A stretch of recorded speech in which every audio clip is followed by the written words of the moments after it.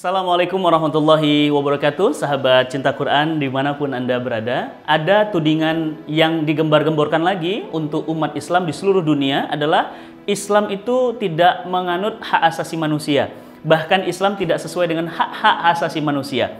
Hak asasi manusia mengajarkan seakan-akan Islam tidak mengenal hak asasi manusia.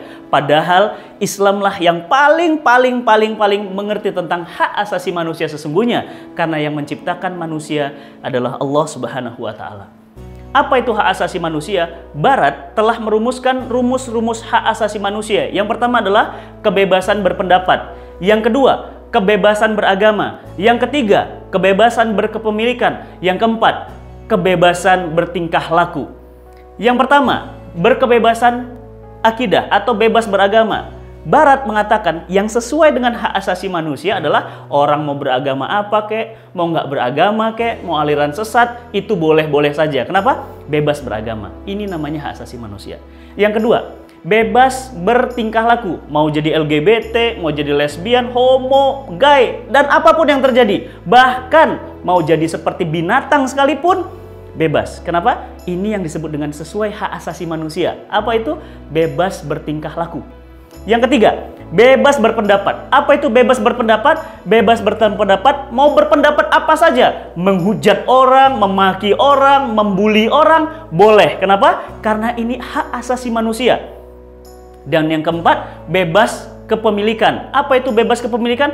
Mau memiliki barang tambang seluas Freeport kayak individu, boleh. Mau memiliki hutan sawah luas yang seluasnya jutaan hektar, boleh-boleh saja. Mau memiliki hutan seluas apapun, boleh. Mau memiliki danau seluas apapun, mau memiliki lautan, bahkan negara sekalipun, boleh. Kenapa? Kebebasan kepemilikan. Ini yang dimaksud Barat adalah hak-hak asasi manusia. Pertanyaannya, apakah ini yang diajarkan oleh Islam? Tidak. Islam mengajarkan manusia bebas berperilaku, tetapi terikat dengan hukum syariah Allah. Bebas memiliki sesuatu, boleh. Islam tidak melarang kaya.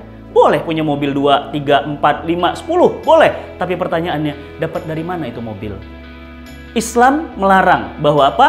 Tingkah laku Islam harus sesuai dengan hukum syariah. Nggak boleh seorang muslim menjadi pendeta, seorang muslim menjadi gay, seorang muslim menjadi lesbian, nggak boleh. Kenapa? Karena dalam Islam ada aturan untuk menjaga tingkah laku mereka harus terikat dengan hukum syariah.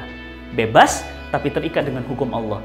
Maka pertanyaannya, hak-hak asasi manusia yang digembar-gemborkan Barat, betulkah ini sesuai dengan Islam? Tentu sangat bertentangan. Tapi aneh.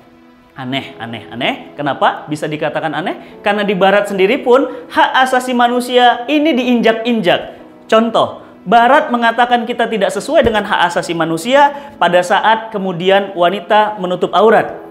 Tetapi Barat juga tidak konsisten. Mengapa kemudian Palestina yang merdeka tidak diberikan kemerdekaan? Apakah itu sesuai dengan hak asasi manusia? Mengapa ketika kemudian kita ingin bertingkah laku bebas, tapi pertanyaannya, mengapa kaum muslimah di Barat tidak diberikan izin untuk pakai jilbab?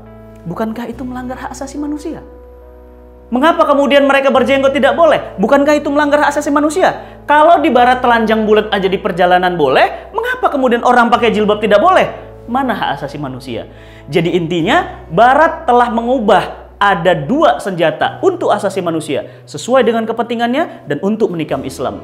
Oleh karena itu, kaum muslimin, sahabat cinta Quran yang dirahmati Allah, hak asasi manusia adalah sebuah ide untuk menikam Islam. Sehingga agama Islam harus ditinggalkan oleh penganutnya. Bahkan kita sebagai kaum muslimin lama-kelamaan membenci akidah kita, bahkan meninggalkan agama kita. Tujuan mereka seperti itu. Oleh karena itu mereka ingin memadamkan cahaya agama Allah. Allah Subhanahu wa Ta'ala berfirman, mereka hendak memadamkan cahaya agama Allah dengan mulut-mulut mereka. Wa ya'ballah, akan tetapi Allah menyempurnakan cahayanya walaupun orang-orang kafir tidak menyukainya. Oleh karena itu, sahabat cinta Quran yang dirahmati Allah, Islamlah yang paling mengenal hak asasi manusia. Islamlah yang paling mengerti hak-hak manusia sesungguhnya, karena Islam diturunkan oleh Allah Subhanahu wa Ta'ala untuk mengatur manusia agar manusia sesuai dengan fitrahnya, bukan malah hak-hak asasi manusia menurut Barat yang juga adalah standar ganda. Satu sisi barat mengatakan ini hak asasi manusia,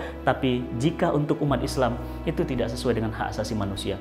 Demikian, semoga Allah Subhanahu wa taala menjaga kita, agama kita, dan kita tetap memperjuangkannya walaupun orang-orang kafir tidak menyukainya. Salam cinta Quran.